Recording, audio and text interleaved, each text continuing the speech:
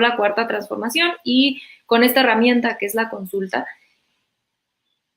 ¿Qué hacemos si, digamos, me pongo en una situación en la que no lleguemos a los 40 millones o los 37 millones de votos que se necesitan para que sea vinculante y que la fiscalía diga, bueno, pues no, acá en el chat nos decían como qué va a pasar si la fiscalía no decide no hacer nada porque no es vinculante la consulta, ¿no? Por decir algo.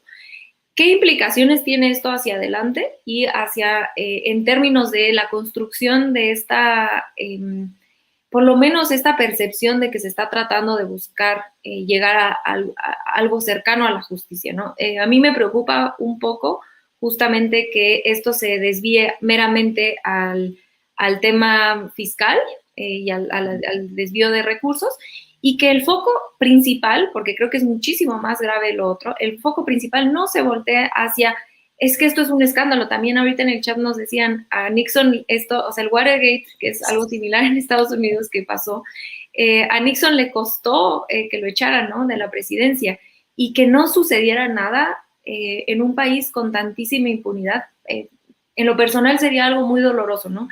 Y no porque esto sea bueno, así como que me esté abriendo los ojos de wow, cuánto nos fregaron los gobiernos neoliberales, ¿no? Ya lo sabíamos, ¿no? Pero estas pruebas que queden impunes me daría muchísimo terror, y en mi humilde opinión me da un poco de miedo que se quede nada más en la consulta, y que entonces yo sí soy de la idea que independientemente de lo que pase con la consulta, esto se tiene que perseguir, sobre todo por la violación de los derechos humanos. Porque ¿qué va a pasar?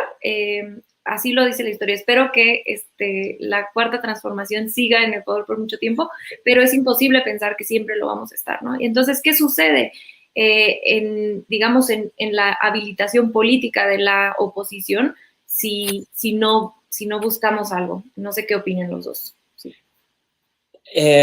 Sí, yo o sea, en relación a procesar este tema, el escándalo de Pegasus en la consulta, yo sí tengo mis reservas, porque me parece que la consulta es una herramienta extraordinaria para meter una serie de agravios, de delitos, de crímenes que quedaron impunes por una razón muy sencilla. Porque el presidente que se iba sabía que su sucesor le iba a garantizar impunidad. Y eso sucedió durante pues, mucho más tiempo que solo el periodo neoliberal, ¿no? Pero en el periodo neoliberal, que digamos, son los expresidentes vivos, Echeverría está, bueno, uno pensaría que a unos años de morir, pero pues el señor nomás no se muere.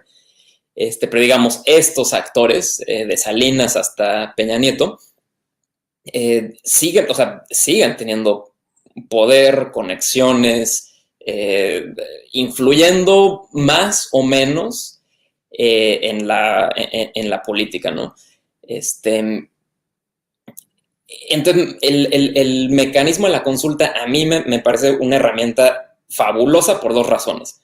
Una, porque es la primera vez que los ciudadanos, el pueblo raso y llano, vamos a poder decidir en cosas como tan sensibles. Y la otra, porque de alguna manera estamos, o sea, creo que el eslogan de enjuiciar a los expresidentes, todo mundo sabemos que en realidad es mucho más. O sea, es decir, el eslogan es enjuiciamos a los expresidentes, pero todo mundo sabemos que detrás de ellos hay una lista larga de personajes con colas muy largas que les pisen.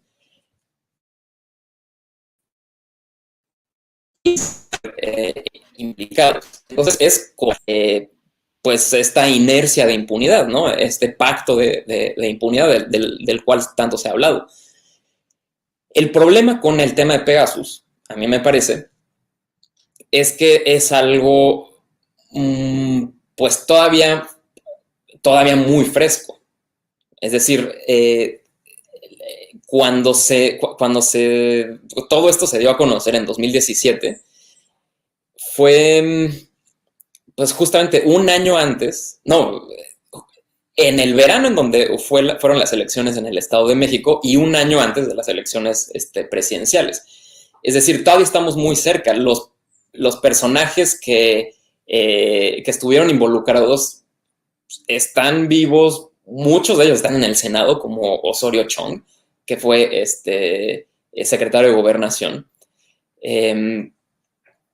Seguramente habrá algunos personajes segundones o como en la tercera línea que se fueron a gobiernos estatales, digamos, no lo sé, habría que hacer toda la investigación.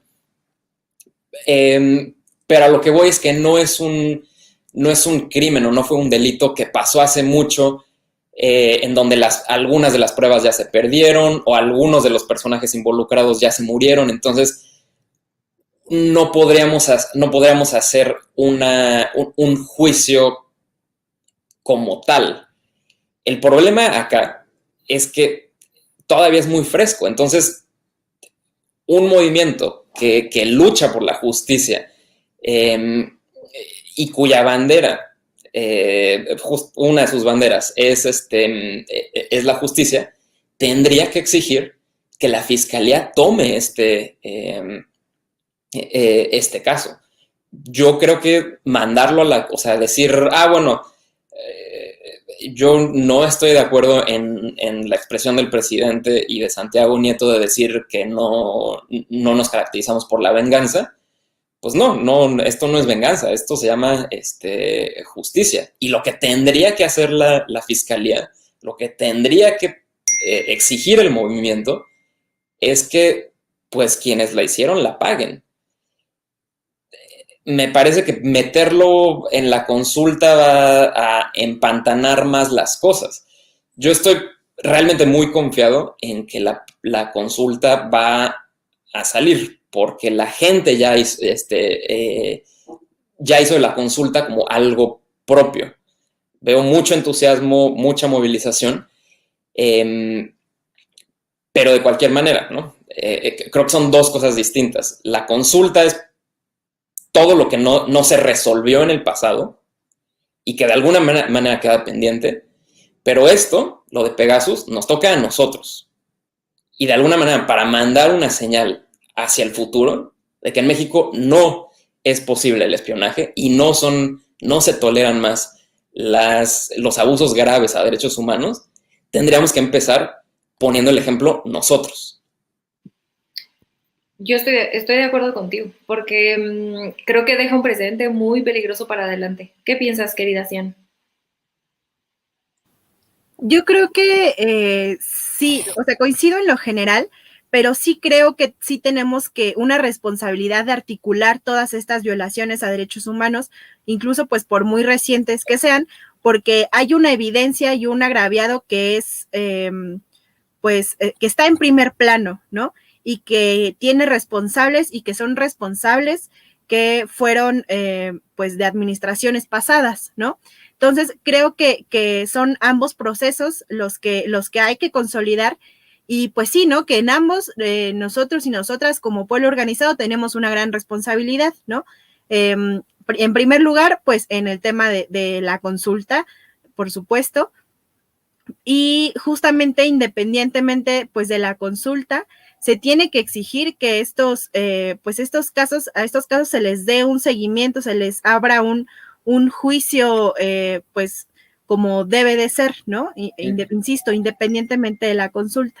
Creo que sí vale la pena hacer, pues sí, ¿no? Un mapeo de dónde están las víctimas, o dónde están esas 15,000 personas que fueron espiadas, ¿no? Sabemos que las principales, pues de esta lista la encabeza el presidente Manuel López Obrador y la compañera Beatriz Gutiérrez Müller, la doctora, que también pues fueron víctimas de esta violación de derechos humanos, ¿no? Creo que en el caso de Santiago Nieto, pues está haciendo las tareas pertinentes, que es pues realmente algo que esperábamos, por supuesto. Sin embargo, sí es pues importante que no solamente dejemos estas responsabilidades en el presidente, en Santiago Nieto, ¿no? Sino que nosotros y nosotras como pueblo organizado, pues demos seguimiento, abramos procesos y sobre todo nos organicemos, ¿no? Como pues personas que fueron agraviadas, ¿no? Como personas cuyos derechos fueron violentados por un gobierno, por administraciones pasadas, ¿no? Que gobernaban. A mí eso me parece como esencial, ¿no? Que no lo veamos tanto siempre como en dos dimensiones tan separadas, ¿no? Creo que sí es algo que, si bien son dos rutas diferentes, son dos rutas necesarias y creo que tenemos la misma responsabilidad histórica en ambas rutas. Totalmente. Oigan, y bueno, se me empieza a acabar el tiempo, pero quisiera